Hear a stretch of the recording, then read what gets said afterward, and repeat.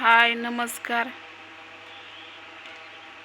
भरपूर हेड्याव बघितलं, म्हणजे सकाळी सकाळी चालता मला सकाळी चालता हेड्याव. तर असं नव्हतं व्हायला पाहिजे, पण झालं. कारण ते बाळ महिन्याचंच होतं. तर देव करू त्याच्या आत्म्याला शांतता मिळो. मला आधी खोटंच वाटलं की बाबा असंच बनवतात काय की, पण कसं त्यांच्यावर दुःखाचा डोंगर कोसळलाय. तर तुम्ही अशा कमेंट करून अजून तुम्ही वाढवता, टेन्शन कमी करत नाही. तुम्हाला जे बोलायचं आहे ते नंतर बोला. आता जे दुःख आहे त्यांच्यावर त्याच्यात सहभागी व्हा. आता मला काही जास्त बोलता येत नाही त्या गोष्टीवर, पण म्हटलं की चला आपल्याला राहवलं नाही. कारण मी रोज हेड्याव बघायचे. या 2-3 दिवसात त्यांचं हेड्यावच आलं नाही. तर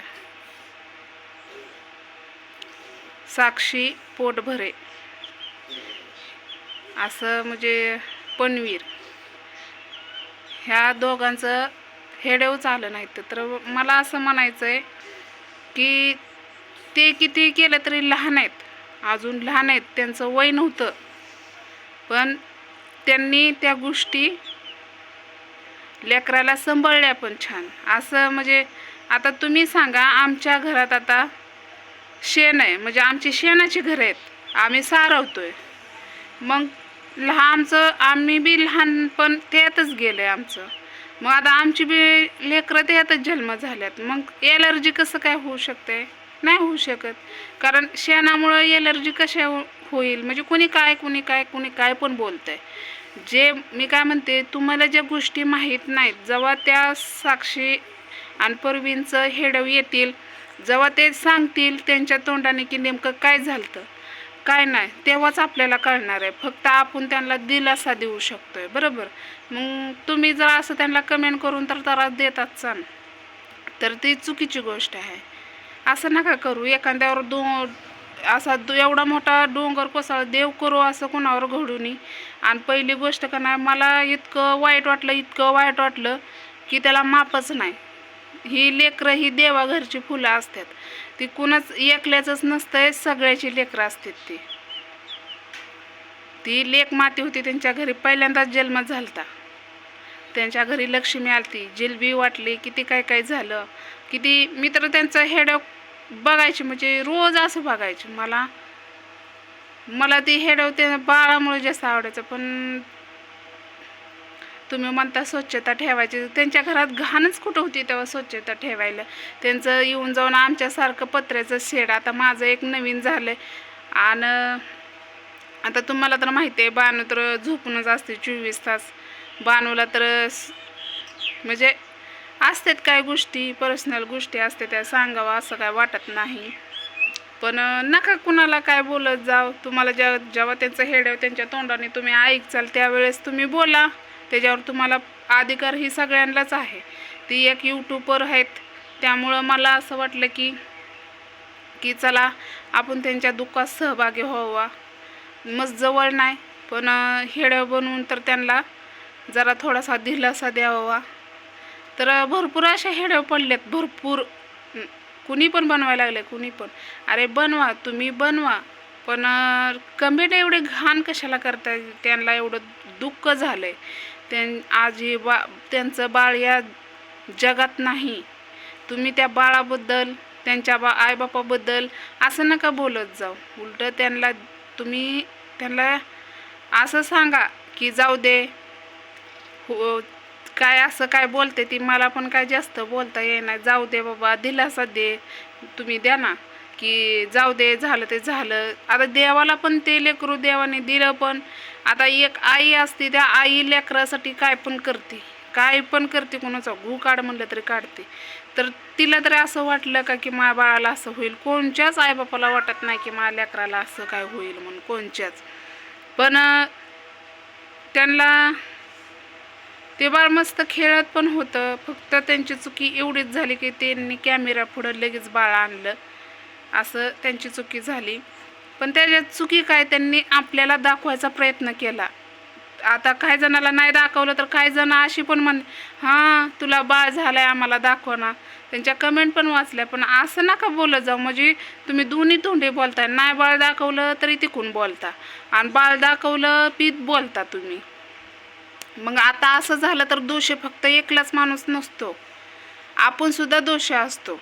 कारण आपण कमेंट करून त्यांना भाग पाडतो की तुम्ही आम्हाला बाळ दाखवा, बाळाचं म्हणजे बाळाचं तोंड चेहरा दाखवा. आपण त्यांना फोर्स केलं म्हणून त्यांनी दाखवलं. मग आता तुम्ही त्यांना दोषी का बरं ठरवता? दोषी आपण पण असतो ना. आपण त्यांना भाग पाडतो, पण त्यांनी त्यांचं कर्तव्य पार पाडलं पूर्णपैकी, मला तर असं म्हणायचं. पण मी एवढंच म्हणेन की त्या बाळाच्या आत्म्याला शांतता मिळू. जिथं कुठं ते बाळ असेल सुखरूप असू द्या, शांत म्हणजे त्याच्या आत्म्याला शांत मिळू द्या, एवढंच मी म्हणेन. पण अजून एक हात जोडून तुम्हाला विनंती की नका कमेंट करत जाऊ. त्यांच्यावर प्रसंग काय आलाय, तुम्ही बोलताय काय, काहीतरी जरा लिमिटमध्ये तर बोलाव की. एवढं पण खालच्या पातळीला जाऊन बोलून येवं. लोकाला कसं असतं, लोक हसून सांगते. ज्याच्या घरी दुःख झालंय त्याला आपण त्या उभं राहायचं असतंय का, त्याची टिंगल उडवायची नसते. आता तुम्ही म्हणसान की तू तरी काय केलं, तू तरी हेड्यावच बनवला की. पण मी हेड्याव बनवायचं कारण असं आहे की मी सकाळ धरणं एवढी, तुम्ही माझा चेहरा बघितला असेल किती सुकला, तर एवढं वाईट वाटलं की माझं दुःख मला म्हणजे हुडदं भरून आलं माझं. कारण माझ्या बानूला पण त्यावेळेस असं झालं की त्यावेळेस मी काय करावं हे मला सुचत नव्हतं. आम्ही बानूला काय झालं, अटॅक येऊन गेलता. त्यावेळेस माझी प्रसंगी काय झालती ना हे फक्त आमच्या जीवाला माहिती आहे. त्यामुळं लेकरं ही देवाघरची फुलं असतात. तुम्ही जर असं जे बाळ या जगात नाही त्या बाळाची तर टिंगल उडवत असाल तर काय तुमच्या आई मनाला आणि बाप मनाला चाटायचं आहे का? मी हे कमेंट करणारा बोलते. आता मी भरपूर जणांचं ताईंचं हेड्याव बघितलं, पण त्यांना असं काही जणांनी शुभेच्छा दिल्या, काही जणांनी कमेंट म्हणजे काय काय असं काय वाचले तर हे असं बोलतात. आपण त्यांच्या तोंडनं ऐकलं नाही, काय नाही, त्यावरच आपण असं बोलायचं म्हणल्यावर शोभतं का आपल्याला? अहो ते या जगात कुठंही ते बाळ दिसणार नाही. फक्त तुम्हाला दिसल ते मोबाईलवरच दिसल. मग त्या आई वडिलांच्या काळजाचा घड होता ती, त्यांची पहिली लक्ष्मी होती ती.